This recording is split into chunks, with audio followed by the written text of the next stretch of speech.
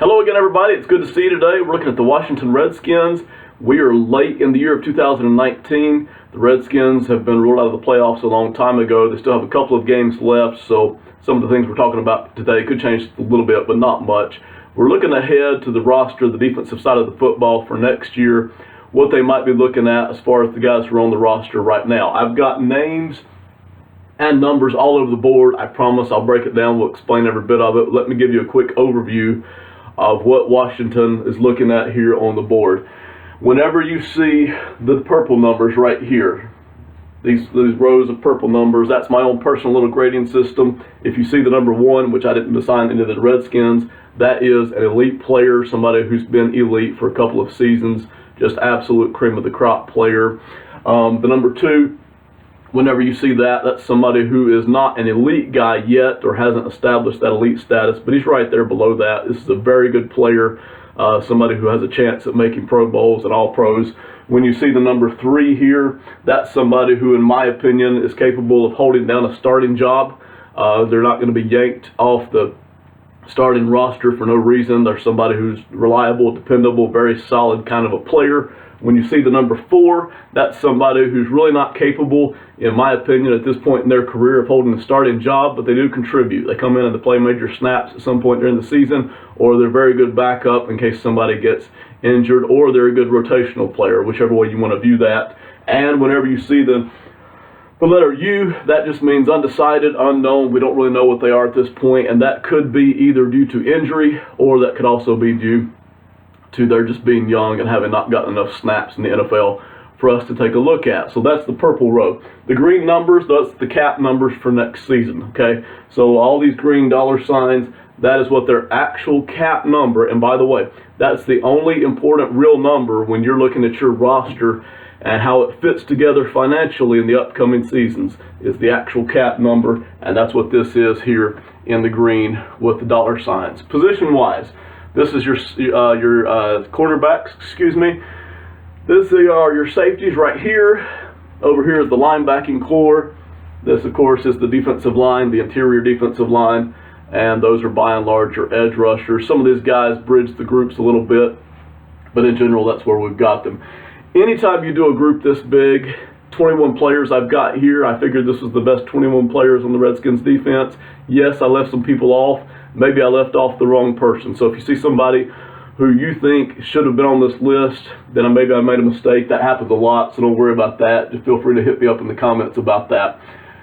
Right here are the rankings for the Redskins for their defense for this year. Let's jump into that right now. 2019 yards per game they're giving up. They're ranked number 18th in the NFL. That may change a little bit as the season finally ends. Last couple of games, they're number 18. The Redskins defense this year, overall, when you look at the amount of yards they gave up and the points per game is number 20, they were not a bad defense. They were not a great defense. More or less, it was a middle-of-the-pack defense. And we'll talk about that more in just a second. But this defense did a pretty solid job, especially earlier in the season, of trying to keep the team in some games, even though the offense really wasn't producing much of any kind of points at all. When you break it down, passing yards per game, number 11, most of that is probably due to Quentin Dunbar, who just had an outstanding season at cornerback, had a beautiful season, really was able to take away a lot of receivers, and that really helps to hinder how much passing yards rack up. On the rushing yards per game, Redskins were very much down toward the bottom. They weren't the worst in the league, thankfully for them, but they struggled against the run, to say the least. Now, when you look at this breakdown right here, we're going to get into players in just a second, but we'll take a look at the overall. Passing yards per game, number 11. Part of that's due to Quentin Dunbar having such an outstanding season. And rushing yards, number 27. That is really a greater divide than what should have been this year on the Redskins. When you look at the Redskins offense this year, with the injury of Alex Smith and him not being able to play at all, and how horrible the Redskins offense was, basically it was either the worst offensive football or the second worst offensive football, depending on which metric you're using. They produced only about 15 points per game this season. That's a little over 2 touchdowns.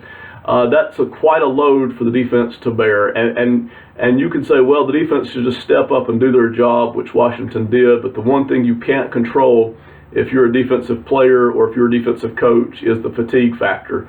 So if by the end of the third quarter of most games, and this was common for Washington this year, if by the end of the third quarter the defense has already been on the field for more snaps than the average defense would, because the Redskins aren't turning over enough first downs, so they're already a little more tired than usual, plus they're down by 10 points or they're down by 2 touchdowns, not only does the fatigue factor kick in, but the other team just has a lot more confidence heading into the fourth quarter. And those two things can really combine in a single game to kind of weigh down that defense and make them more tired as the fourth quarter progresses. Not only that, if that same pattern goes through, and it has for Washington for most of this season, not every game, but for a lot of the games, the defense is playing more snaps than really they should be if they had at least an average offense. The fatigue factor really starts to kick in the entire season too. So, you've got guys who are doing their jobs, and you've got guys who are solid, and really this roster defensively was pretty well put together. It's not a perfect roster. It never certainly threatened to be a top 5 defense this year, no way. But it was a pretty solid roster defensively when you look at everything, and we will here in just a second. But the problem is, no matter how much you're doing your job, no matter how much mental strength you have, you just cannot control the fatigue factor. So at the end of fourth quarters, and as the season progresses along, you start to see two things. You start to see teams being able to run the ball more against you, not only because you're tired, but because they're nursing a 10-point lead or 2-touchdown lead. That really makes a big difference, and that fatigue factor starts to kick in. So my opinion is, when you look at number 18 overall in yards, and when you look at how much the passing yards per game and the rushing yards per game have spread, and the points per game being number 20, this was a pretty solid defense that probably would have skewed more toward the middle of the league, toward number 15, number 14, had they not had to carry so many extra snaps during each game and during the season. So I'm not trying to make excuses for them, but when you step back and you honestly look at the Redskins defense, that's what I see this year. In reality, when you look at the roster, this was a middle-of-the-pack defense that did a pretty solid job and had some pretty good things going for it this year. Just wasn't enough to really make a difference when it came to the win and loss column. Let's look at the defensive line.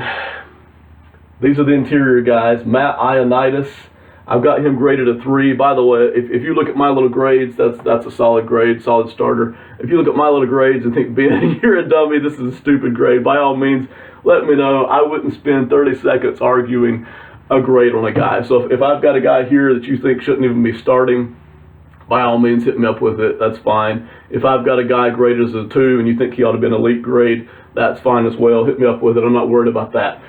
What you're trying to do here is get a look at your defense, a fair, honest, overall look at your defense. Matt Ioannidis, making $6.0 million next season.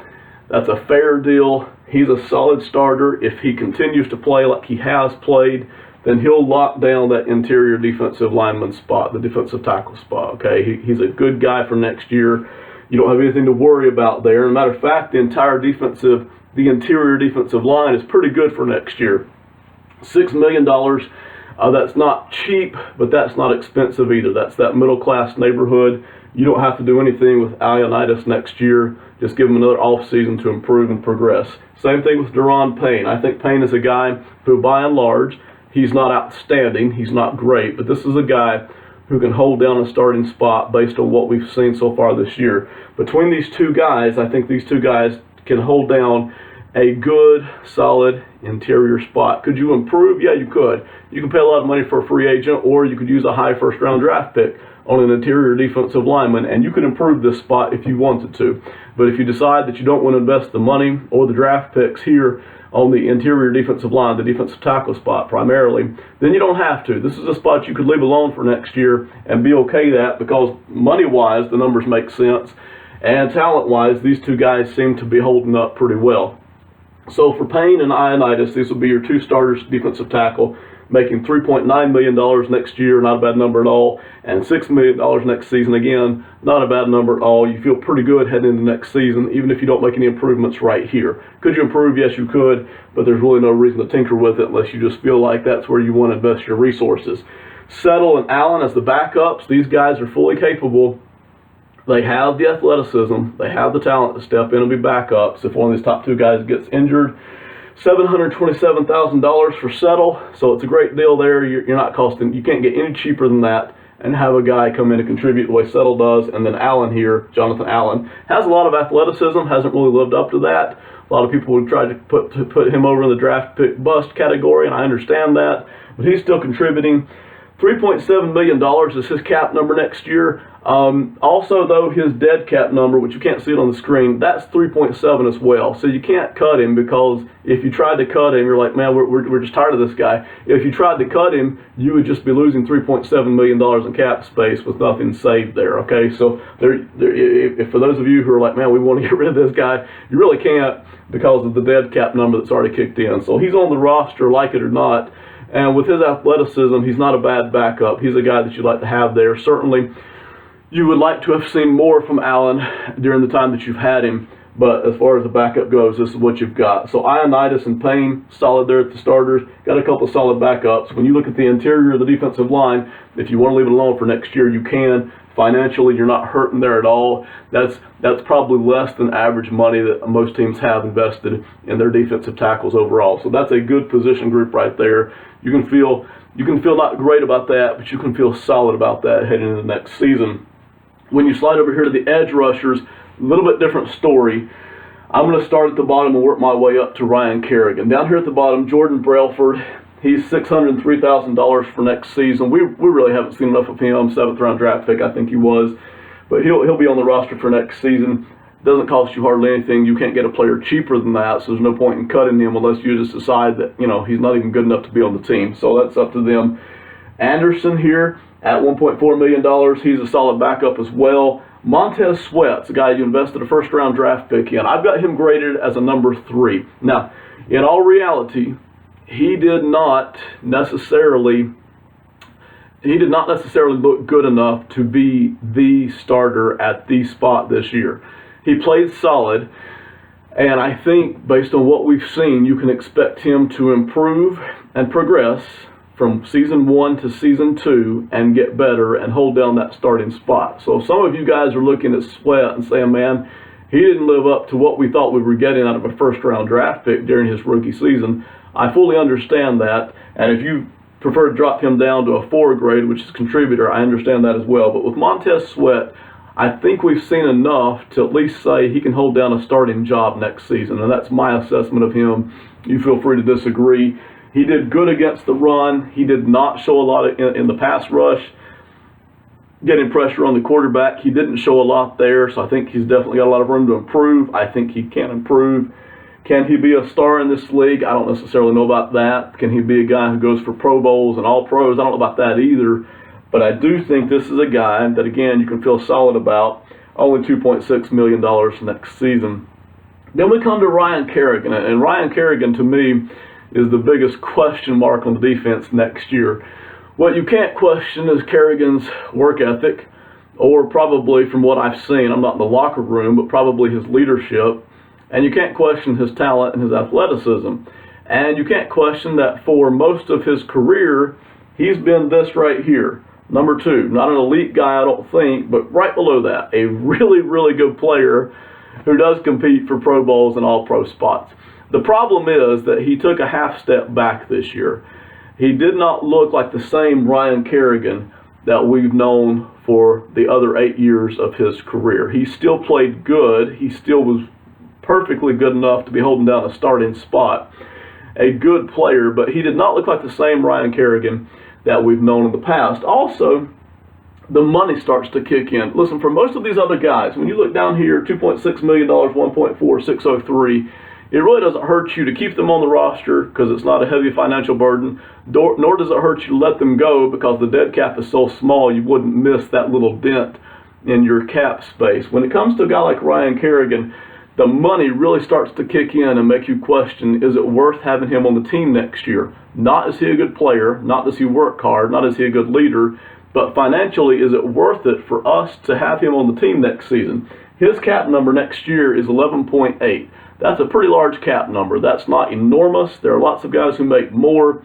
That's still a pretty healthy part. I think that's 5.5% of your cap for next season. That's a lot of money to throw at one guy, especially if you're asking yourself the question, coming off of an injury, heading into, I think it's his 10th season, can he be the Kerrigan that we've known in the past? If he's not, if he's simply a guy who holds down a starting spot and nothing more, do I want to pay him $11.8 million? Okay, that's not asking if you love Ryan Kerrigan. That's not asking if he's given a lot to the Redskins over the years performance-wise. Those are not the questions. The question is, at $11.8 million, what am I getting from Ryan Kerrigan next year? Is it simply the leadership and solid play? If that's what I'm getting, and am I willing to pay $11.8 million? And I'm pretty much on the fence about that. If I had a team that I knew was Super Bowl ready, and I needed that cap space somewhere else next season for some other major hole in the roster, which, by the way, Washington has plenty. If I knew that's all that was keeping me from getting into the playoffs or getting from the playoffs to the Super Bowl, I'd be very much inclined to just let Ryan Kerrigan go, because the dead cap hit is zero. There is no dead cap hit based on his contract for letting Ryan Kerrigan go next season. But I'm going to get to this more in just a second. The Redskins have a young defense. I think they could use a guy like Ryan Kerrigan for another year. Do I like paying him $11.8 million to be just a solid version of Ryan Kerrigan plus the leadership? I don't like that number at all. This number bothers me a lot. If I thought this was keeping me from winning next year, I would absolutely cut Ryan Kerrigan simply based on performance expectations for no other reason, based on the finances. But I don't think, no matter who you bring in as coach, no matter what moves you make, I don't think this is a playoff team next year. I highly doubt, unless they do something really surprising at quarterback, I highly doubt that this is a playoff team next year. So with that in mind, I think I would, for one season, not for 2 or 3 seasons, but for one season, I would take my chances bringing Ryan Kerrigan back at $11.8 million, keep him around for his 10th season, let his leadership and his work ethic kick in, and if all I get for that is a guy who can just hold down a starting job because injuries and age have started to kick in on him, then I'm fine with that, okay, for this one season, a season in which I don't really think we're pushing toward a Super Bowl run next season. All right, so some of you may disagree with that. Some of you may say, hey, it's Ryan Kerrigan, man, what are you thinking? We couldn't possibly let him go. These are decisions that have to be made all the time if you're an NFL general manager. These are not always easy decisions. That's what I would do for this upcoming season, all right? And that choice would be different based on the team and the circumstances we were heading into. So on the edge rusher and on the defensive line, if you want to leave it alone for next year, financially you're not hurting. Talent-wise, you seem to be solid, not great. There's nothing impressive here. There's nothing that's really going to put a whole world of pressure on other offenses, but you're solid. You're in decent shape. Same thing, really. And by the way, you only have 2 free agents this year if you're the Redskins on defense. One of those is Dominique Rodgers-Cromartie. I'm sure they're going to just let him go unless they sign him to another cheap one-year deal. The other is John Bostic here at linebacker. Bostic had a very solid season. I really like John Bostic because he does everything.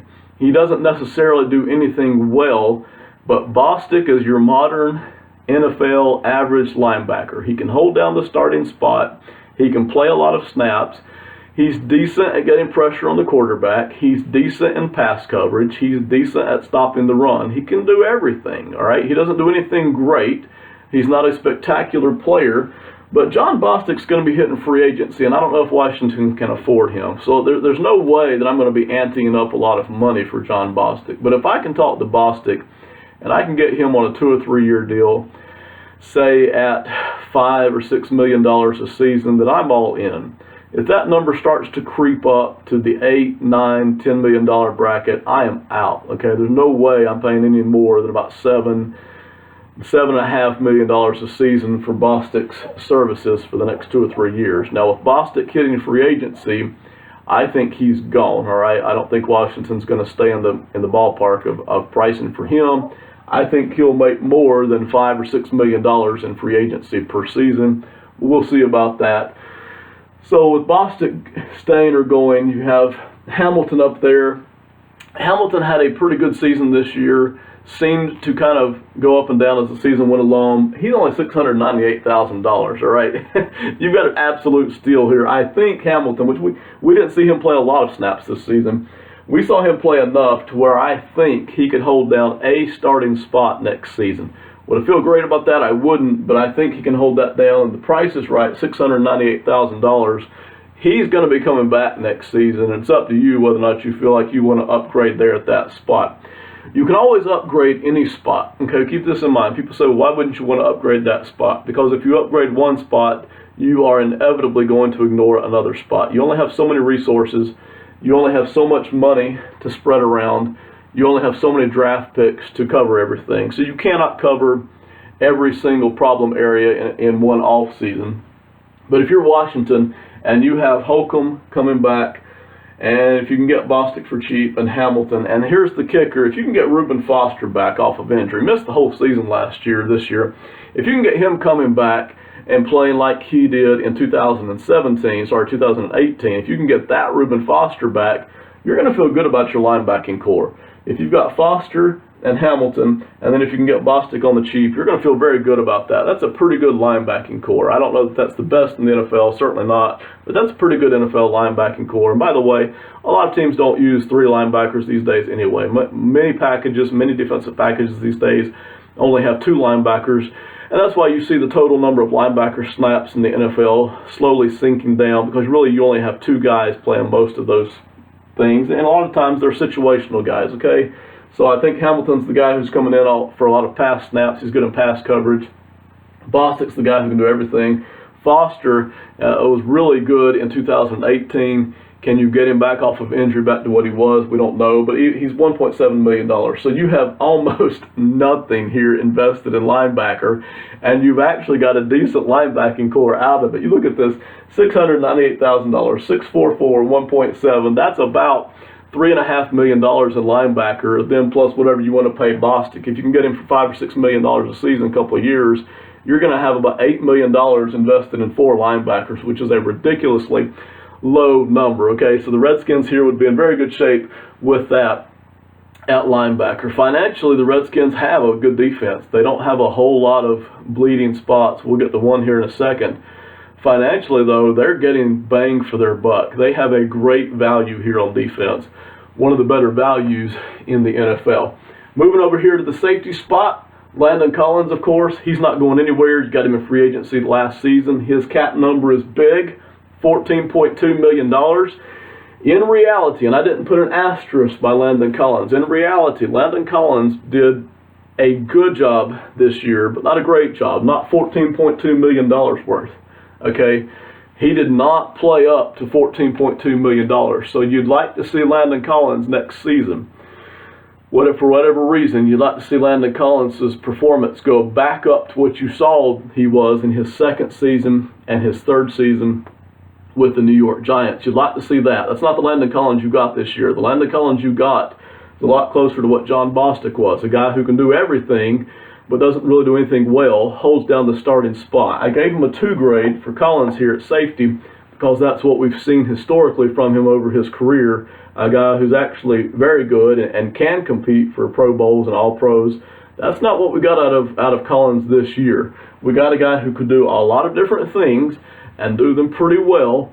He was not great in pass coverage this year. He was solid, but not great.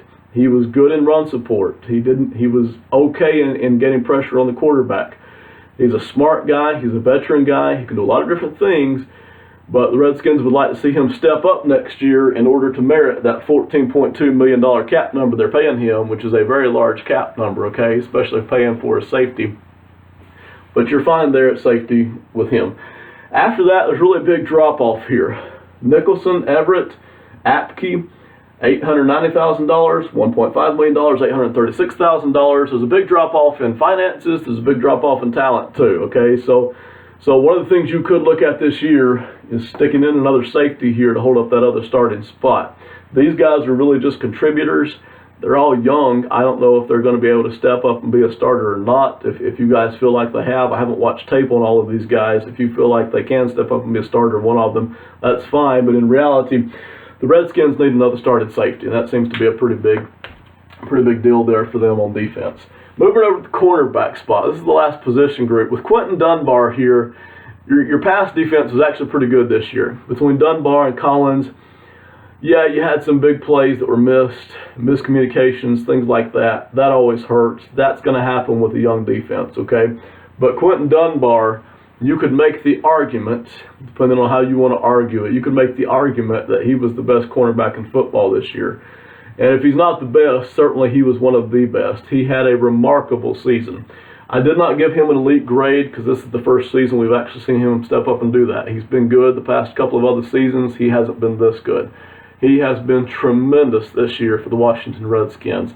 An absolute bright spot. He has played a heck of a season. I think easily turned in the best defensive performance of the year for the Washington Redskins. He's only $4.5 million next season for what you're getting, for what you got out of him this year. If you get that next season, it's an absolute steal. What an absolute steal at cornerback for $4.5 million if you get what you got this year from Dunbar next season. After that, it's the same thing that you had at safety. There's a huge drop-off in talent, in performance. You have Moreland, Josh Norman, Moreau, and then DRC, who of course is going to be a free agent. I think your big decision here, and to me it's not a big decision at all, it's just something that has to be done, and that's Josh Norman. Josh Norman is going to be making $15.5 million next season. And in reality, and I don't know why, you guys can tell me why, maybe he's lost a step, maybe he's just not as focused, but Josh Norman is not playing good enough to hold down a starting cornerback spot in the NFL right now. His performance has been really poor. I'm not saying his work ethic is poor. I'm not going to try to tell you his effort is not there, but his performance, his results have been really, really poor, okay? And there is no way that you're going to pay $15.5 million next season to keep Josh Norman on the team. His dead cap number is $3 million, okay? So you'll be saving $12.5 million next season to let him go. $12.5 million, and I don't think you're going to miss the performance level at all. I don't think you're going to miss that. It's not trying to be a slam on Josh Norman. It's just a fact based on performance. And that's not just this season. That's been the last couple of seasons, okay? The last couple of seasons, Josh Norman has not been what we saw him during his final year with the Carolina Panthers. He just hasn't been, okay? The Redskins have not gotten their money's worth out of Josh Norman during his entire stay there, but certainly not this season. So $15.5 million, we're not doing that. Nobody's doing that. You can fully expect the Redskins to save $12.5 million and let Josh Norman go during this off season. Okay, so we've covered everything. I want to make a couple of final points and then we'll let you go. Advertise for Coke a little bit. When you look at this Redskins defense, if you were to leave them alone, if you were to not do anything other than let go of Josh Norman, try to re-sign John Bostic, and then let the DRC walk in free agency. If you were to simply let that be the defense for next season, you wouldn't have a great defense, but you should still have a middle-of-the-pack defense. If you decide that our offense is so bad, so horrible, we need to spend money on the offensive line, we need to spend money on another wide receiver to help complement the guy we got. If with McLaren, if you decide, hey, we need to go out and play for quarterback, which I wouldn't do, I'd be drafting another quarterback. But if you decide we want to spend money on the offensive side of the football, and we're going to leave the defensive side of the football alone, you could get away with that for next season. Now, I would not do that. Nobody's actually going to leave one side of the football alone for an entire off season. But the point is this: 15, the Redskins on defense, out of their top 21 players, what I consider to be their top 21 players, the Redskins have 15 guys who are still on their rookie contracts, still on their rookie deals, which means they have 15 guys who are still pretty much in that 25, 26-year-old or younger category. And you had a pretty solid defense last year, even after the injury to Reuben Foster, okay, who missed the entire season and looked great in 2018. Even with the offense not producing and the defense being more tired, and even with the coaching changes and kind of the turmoil that comes from that, you had a solid defense last year. Not a great defense, didn't threaten the top 10. You had a solid defense, and you've got 15 players here out of 21 who are kind of in that 25-year-old, 26-year-old or younger category. So in theory, and again, this depends on how good the talent base is and who you get to coach them. In theory, though, this defense should improve a lot in the offseason simply by more coaching and more experience and more maturity. And you would think next season, simply by this group of players getting a little older and getting a little more mature and working together a little bit more with each other, that you would see fewer communication gaps, fewer breakdowns on defense, fewer big plays, and you would think that this defense could improve even if you didn't do anything to the defense next season. Now, I wouldn't recommend that. I'd recommend going ahead and finding some way to upgrade the talent on defense. But this is an unusual thing that you don't really see in the NFL, that, man, there's really nothing we have to do next season, though we could actually bring just about everybody back. And financially, we're not hurting. Other than Norman, after you let him go, nobody's got a huge cap hit that's really making us pay out the wazoo just to have their services and then wonder, are they worth it? You can bring everybody back, and the defense should actually get better. And if the offense gets better, you should see a pretty dramatic rise here defensively for next season. Maybe instead of being in the lower half of the middle of the league, they could start to scoot toward the upper half of the middle league and maybe even threaten that top 10 status, okay? So were they good this year? They were not good. They were solid, okay? They were not very good. They were solid. And at times you saw major breakdowns, okay? But this group, I thought, performed overly well. And money-wise, you've got value all over the place here. So if you want to invest some money here in a position, you can do that. I would love to see the Redskins actually add another good edge rusher, even if they bring Kerrigan back for 2020. Looking beyond 2020, you'd love to have a guy already in place who can get pressure on the quarterback. So I'd really love to see them draft somebody. But you've got so many needs on offense, you have to wonder, are we going to invest a first or second round draft pick on defense again, considering we've put so many first and second rounders here on defense in the past, okay? So that's the defense for the Redskins. Again, that's not how to improve next year. That's just looking at the guys that are already on the roster. Thank you so much for listening. It's a long video. I appreciate you watching. Hope you have a good day. See you next time.